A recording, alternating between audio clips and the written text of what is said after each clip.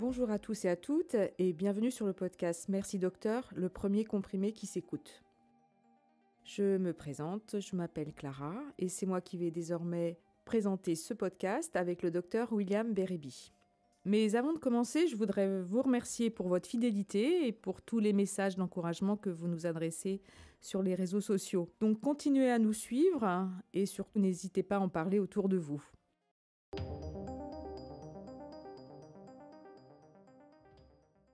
Alors aujourd'hui, vous avez choisi de nous parler d'un sujet qui touche beaucoup de monde puisqu'il s'agit des brûlures d'estomac. Vous avez d'ailleurs supervisé un article en tant qu'expert dans la revue Santé Magazine. Ma première question, c'est de savoir s'il y avait une différence entre le reflux et la digestion difficile. Alors non, ce n'est pas la même chose. Le reflux, ça va être la remontée de liquide ou d'aliments de l'estomac vers l'œsophage. Et la digestion difficile, ça peut être soit de la dyspepsie, c'est-à-dire que le patient il ressent une difficulté, une lourdeur, il est gêné après le repas, ou bien une gastroparésie. Donc la gastroparésie, c'est vraiment, là il y a un trouble de la vidange gastrique qu'on peut vraiment objectiver par les examens. Donc globalement, les deux phénomènes se traduisent par une lenteur à la digestion et une pesanteur après les repas. Et ce n'est pas la même chose que le reflux gastro-œsophagien. Les problèmes de gastroparésie sont souvent vus chez le patient diabétique, mais dans 30 à 40% des cas, il n'y a pas de cause et ce trouble de la vidange n'a pas d'explication particulière. Des fois, ça peut être aussi des patients qui ont été opérés de l'estomac ou de l'œsophage et ça a modifié la motricité et du coup, ils ont ce trouble digestif. Dans un épisode précédent, vous nous avez parlé du fonctionnement du tube digestif.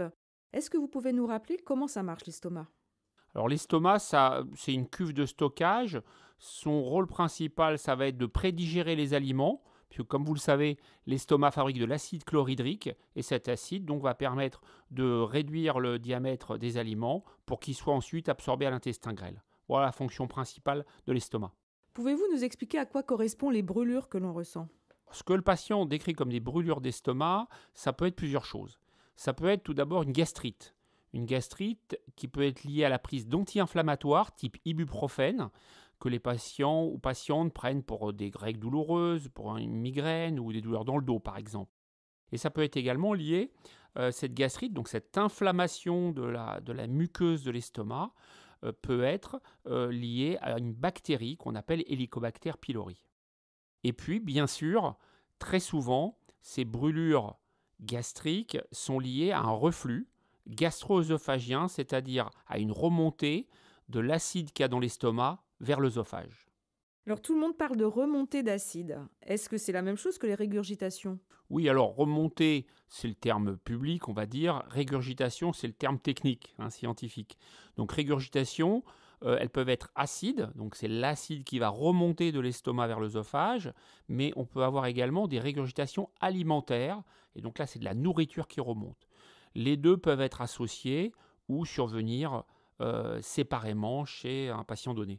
Donc là, j'ai bien compris que les régurgitations acides et les remontées, c'était la même chose. Mais est-ce qu'il y a d'autres symptômes digestifs quand on a un reflux ? Alors oui, quand il y a du reflux gastro-œsophagien, il peut y avoir également un problème de hoquet, c'est-à-dire que le patient il va hoqueter pendant plusieurs heures, voire des fois plus longtemps. Il peut y avoir aussi, alors, autre phénomène, quand l'œsophage va s'inflammer, il peut se rétrécir et ça peut donner à ce moment-là une dysphagie, donc un blocage en fait, le patient va manger et là il va décrire un phénomène de blocage, c'est-à-dire il va être gêné au niveau de l'aliment. L'aliment va s'arrêter sur son trajet, donc ça va inquiéter et puis ça va le conduire bien sûr à consulter.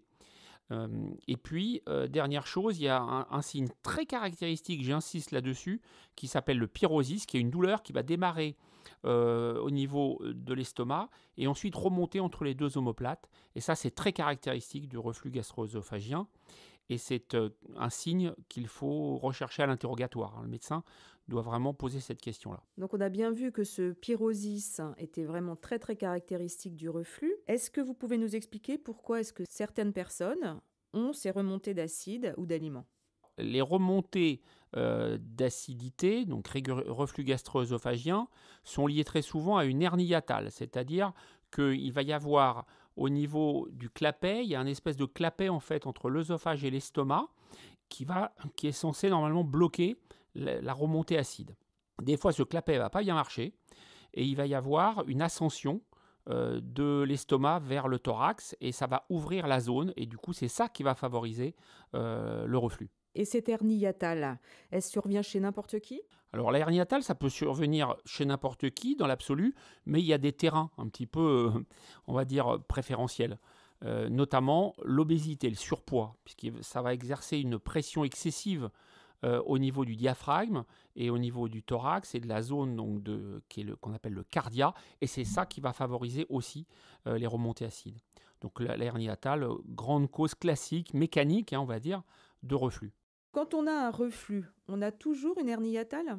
Non, pas toujours. Il peut y avoir simplement une béance cardiale, c'est-à-dire que ce fameux clapet, comme je vous disais, entre l'œsophage et l'estomac, peut être trop ouvert. C'est ce qu'on appelle également une malposition cardio-tubérositaire. Et ça aussi, ça favorise le reflux. Mais il faut savoir quand même que des fois, il n'y a aucune anomalie mécanique, ni ouverture, ni hernie hiatale, et le patient a quand même du reflux. Ça, c'est tout à fait possible. Pouvez-vous préciser à nos auditeurs s'il y a des circonstances particulières qui déclenchent ce reflux? L'interrogatoire, c'est très important puisque dans 8 cas sur 10 environ, on va pouvoir poser le diagnostic. Alors, les caractéristiques, c'est que ça survient en général après le repas. Deuxièmement, avec certains aliments type alcool, café, épices, graisse cuite, donc plat en sauce, etc. Ça peut survenir également si on se penche vers l'avant après le repas.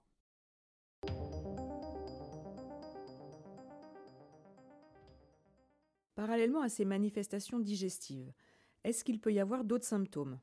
Alors oui, c'est tout à fait possible et classique même, je dirais.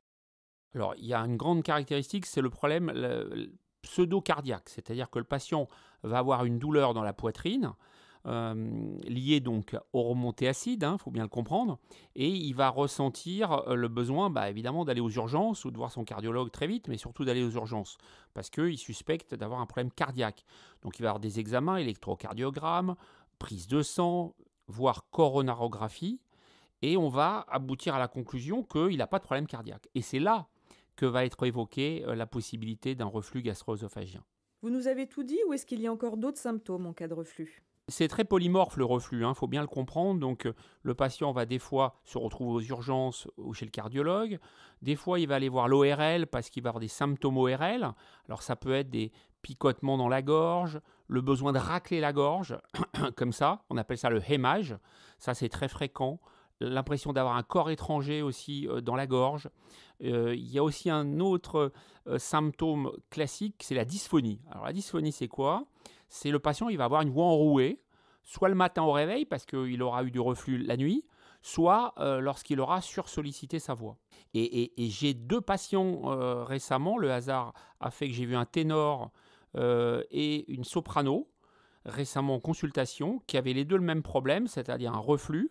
Ce reflux venait évidemment irriter leur corde vocale et leur poser un grand problème pour travailler. Donc leur voix était de moins bonne qualité. Voilà, donc les manifestations ORL, oui, c'est tout à fait classique et fréquent.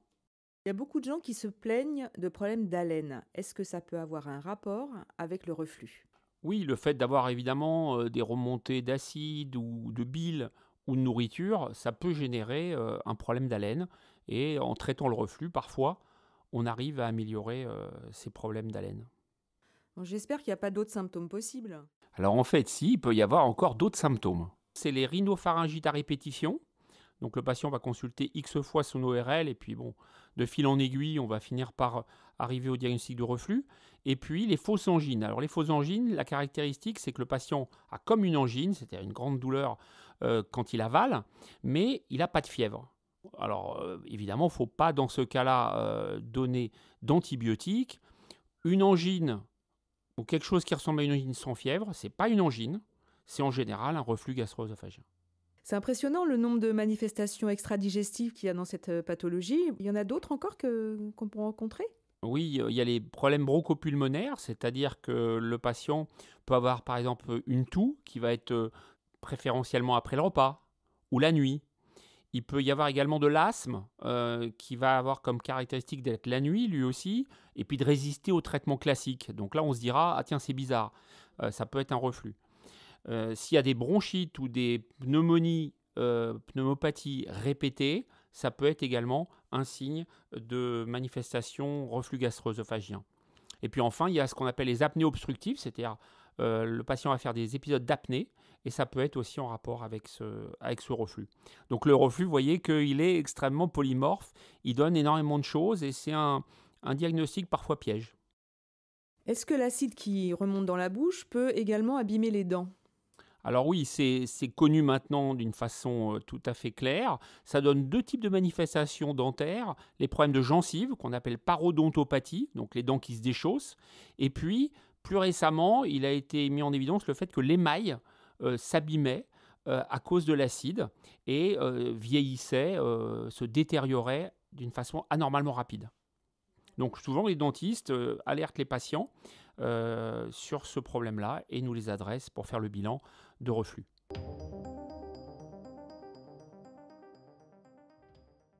Est-ce qu'il y a des examens complémentaires utiles dans ce type de pathologie? Alors oui, il faut, comme je l'ai dit tout à l'heure, dans 8 cas sur 10, on va faire le diagnostic avec l'interrogatoire bien précis.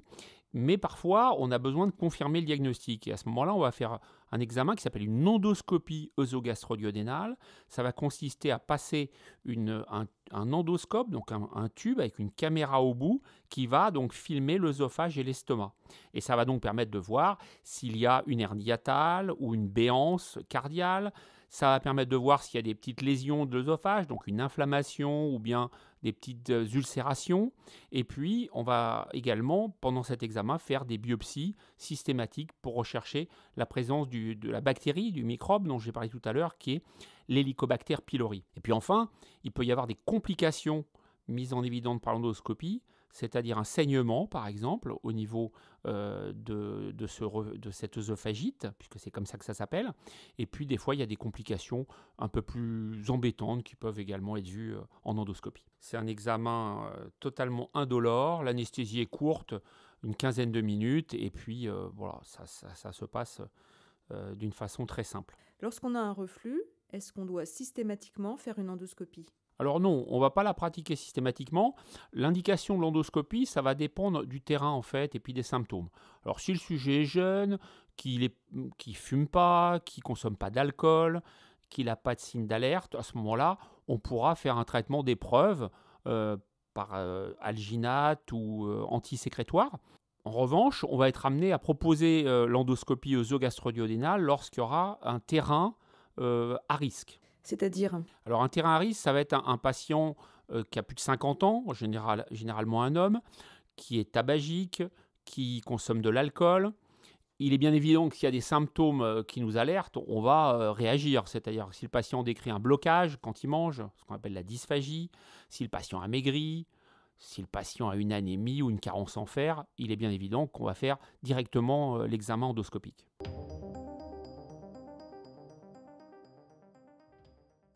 J'ai plusieurs amies qui sont enceintes et qui m'ont dit souffrir de brûlures à l'estomac. Est-ce que vous pouvez nous expliquer pourquoi? C'est effectivement très fréquent.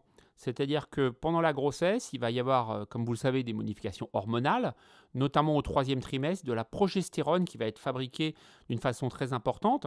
Et cette progestérone va réduire la pression entre l'œsophage et l'estomac. Et donc, du coup, l'acide qu'il y a dans l'estomac va avoir tendance et pourra plus facilement remonter et brûler donc le patient. La patiente en l'occurrence. Est-ce que vous auriez des conseils simples à nous donner pour diminuer ce fameux reflux? Alors au niveau de l'alimentation ou des règles, ce qu'on appelle les mesures hygiéno-diététiques. Donc les conseils du doc, c'est d'arrêter de fumer ou de réduire substantiellement. C'est d'éviter de consommer de l'alcool, du café, des graisses cuites et des plats épicés. C'est également éviter de s'allonger ou de faire un exercice physique après le repas, parce que là, il va y avoir une surpression si vous faites un effort, et du coup, cette surpression au niveau de l'abdomen va favoriser les remontées. Donc à part ces conseils alimentaires, qu'est-ce que vous pouvez nous conseiller d'autre? Oui, il y a d'autres conseils qu'on peut donner, effectivement. Par exemple, éviter de porter des vêtements trop serrés, ceinture trop serrée, jeans serrés. Il faut éviter également de prendre des anti-inflammatoires, parce que les anti-inflammatoires, c'est irritant pour l'œsophage et l'estomac. Donc, faut pas en prendre quand on souffre de reflux. Et puis, il y a une autre petite technique qui est de surélever la tête du lit. Alors, non pas de rajouter des coussins, parce que si vous rajoutez des coussins, ça va faire une coudure au niveau de l'abdomen et ça va au contraire favoriser le reflux. Il faut surélever la tête du lit de 15 cm en mettant un gros livre sur la tête. Et donc, du coup, le lit va être incliné et ça peut aider les patients. Voilà, ça, c'est des mesures simples que le patient peut faire lui-même, soit s'il est sûr d'avoir ça comme problème, soit sur les conseils, bien évidemment, de son médecin. Si en appliquant tous ces conseils, les symptômes persistent, qu'est-ce que vous nous conseillez de faire? Si les choses ne sont pas améliorées, on va regarder un petit peu la fréquence du reflux. Si le reflux est rare, c'est-à-dire une fois par semaine ou moins, on va donner un alginate, c'est-à-dire un médicament qui est fait à partir d'algues brunes et qui va avoir un effet surnageant. Alors ça veut dire quoi? Ça veut dire que ce produit va se mettre à la surface du contenu de l'estomac et lorsque le contenu va vouloir remonter, donc en l'occurrence de l'acide, des aliments ou les deux, eh bien ça va bloquer, ça va faire comme un barrage et empêcher cette fameuse remontée. Et si le reflux est plus important, qu'est-ce qu'on fait?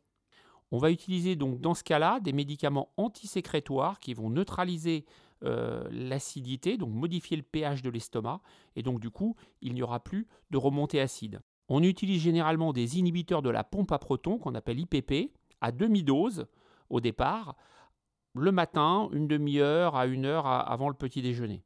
On va faire un traitement d'épreuve pendant 4 à 8 semaines, et puis logiquement, ça devrait céder. Si ça ne cède pas, ou si dès que le patient arrête ce médicament, les symptômes récidivent, à ce moment-là, il faudra envisager de faire donc l'endoscopie gastrique.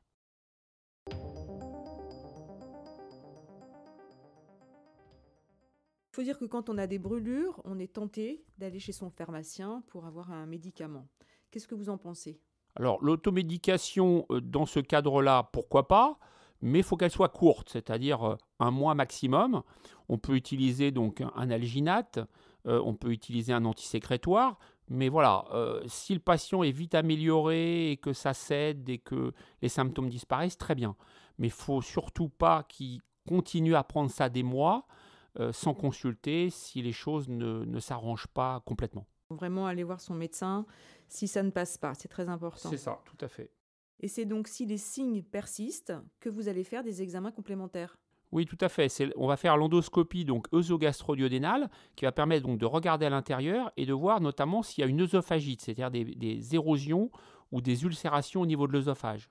Alors s'il y en a, on va traiter avec des inhibiteurs de la pompe à protons pendant une période entre 4 et 8 semaines. Et là, on va donner une pleine dose de médicaments toujours le matin.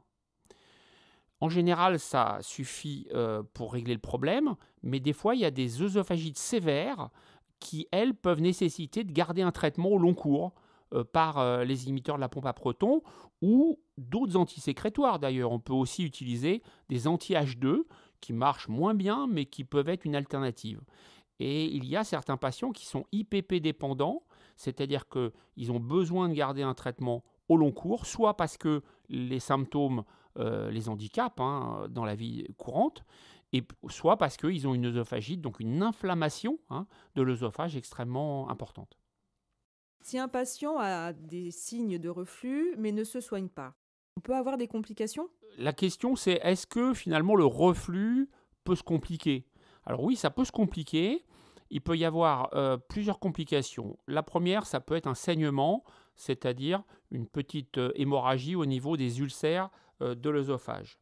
Il peut y avoir également un rétrécissement, c'est-à-dire à force d'être inflammé, l'œsophage va avoir tendance à se rétrécir et à ce moment-là, ça va générer une sténose, qu'on appelle une sténose, et donc ça va se traduire pour le patient par des blocages. Et puis, il y a une autre complication qui s'appelle l'endobrachioœsophage, peu importe le terme, mais dans ce cas de figure-là, je le précise quand même, il peut y avoir un cancer qui se développe, donc c'est rare, c'est même très rare, mais c'est quand même une possibilité qu'il faut connaître. Et c'est pour ça qu'il ne faut pas jouer avec le reflux. Je dis jouer entre guillemets, parce que voilà, si on s'automédique des mois et des mois, il peut se développer à bas bruit des lésions qui pourraient avoir à long terme une conséquence fâcheuse. Donc je dis bien à long terme, on parle en termes d'années, mais ça existe et il faut le savoir. est-ce qu'on ne peut pas tout simplement, pour régler ce problème, se faire opérer de sa hernie hiatale ? Alors oui, la chirurgie existe, ça s'appelle une intervention anti-reflux, c'est-à-dire qu'on va prendre la partie haute de l'estomac et on va venir s'enrouler au niveau de la jonction entre l'œsophage et l'estomac, qu'on appelle le cardia. Ça va faire comme un col roulé, donc une valve anti-reflux, et ça peut être une solution. Alors, on l'utilise surtout chez les patients qui ne veulent pas prendre de traitement à vie parce que ça leur casse les pieds, parce qu'ils n'y arrivent pas, ou parce qu'ils ont un métier qui fait que c'est difficile. Par exemple, moi j'ai eu un commandant de bord, il m'a dit voilà, moi je suis toujours en décalage horaire, je ne peux pas savoir le matin, la nuit, voilà, ça change tout le temps, donc c'est pas gérable. Et puis dans les avions, il y a une surpression qui fait qu'on n'est pas à un bar exactement, et donc c'est une maladie professionnelle d'ailleurs, le reflux chez les personnels de bord. Voilà, c'est en gros les indications de la chirurgie dans la hernie hiatale et dans le reflux gastro-œsophagien.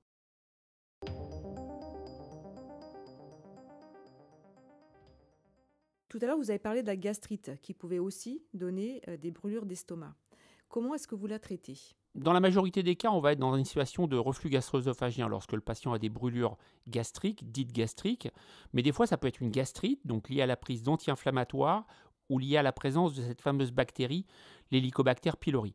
Donc en cas de gastrite constatée à l'endoscopie, on va, donc sous forme d'inflammation, de rougeur ou d'ulcération, on va donner des antisécrétoires, donc en général des inhibiteurs de la pompe à protons pendant une période de 6 semaines, et puis on va faire des biopsies pour cette fameuse bactérie, l'Helicobacter pylori. Si on la trouve, on va la traiter avec des antibiotiques. Et qu'est-ce qu'on utilise comme antibiotique ? Alors, il y a plusieurs protocoles qui existent, qui évoluent d'ailleurs sans cesse.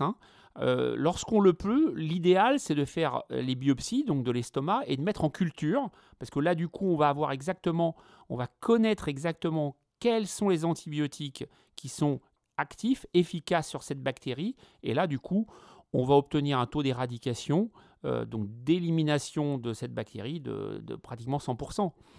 C'est pareil pour l'ulcère d'ailleurs, l'ulcère qu'il soit dans l'estomac ou dans le duodénum, on va traiter avec des antisécrétoires, mais systématiquement traiter la bactérie si on la retrouve.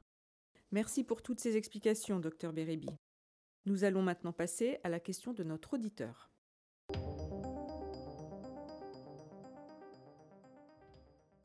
Bonjour Dr Bérébi, je m'appelle Samuel, je prends un inhibiteur de la pompe à protons pour mes brûlures gastriques et j'ai entendu dire que ce médicament pouvait être dangereux. J'aimerais savoir si c'était vrai. Merci. Bonjour Samuel, merci pour votre question. Alors, les inhibiteurs de la pompe à protons, c'est vrai qu'il y a un peu plus d'effets indésirables que ce qu'on pensait initialement. Pour autant, il ne faut pas les diaboliser parce que ce sont des médicaments qu'on manie depuis plus de 20 ans. En pratique courante, on n'a pas de problème particulier, mais c'est vrai qu'il faut les utiliser à bon escient. Alors, quand je dis à bon escient, ça veut dire, premièrement, utiliser la dose minimale efficace, c'est-à-dire ne pas partir tout de suite sur des pleines doses ou des doubles doses, comme on voit parfois, et ne pas les prendre longtemps sans avoir fait une endoscopie œsogastro-duodénale. La deuxième chose, c'est de les prendre d'une façon discontinue si on peut, c'est-à-dire d'alterner des périodes où on les prend avec des périodes sans traitement et on alterne à ce moment-là avec un alginate qui est donc ce fameux surnageant. Et puis, des fois, l'alternative peut être aussi d'utiliser un autre antisécrétoire qu'on appelle anti-H2 et donc du coup, on va diminuer le risque d'effets indésirables. Voilà, en faisant comme ça, dans la très grande majorité des cas, on n'a pas de problème particulier avec cette classe pharmaceutique, mais il faut les prendre toujours sous le contrôle d'un médecin lorsque c'est un traitement prolongé. Si vous aussi vous avez une question à nous poser, je vous invite à nous écrire et envoyer une note vocale à mercidocteur.podcast@gmail.com. Vous pouvez également retrouver toutes ces émissions sur sa chaîne YouTube, les émissions du Dr William Bérébi. Merci beaucoup Dr Bérébi pour toutes ces explications.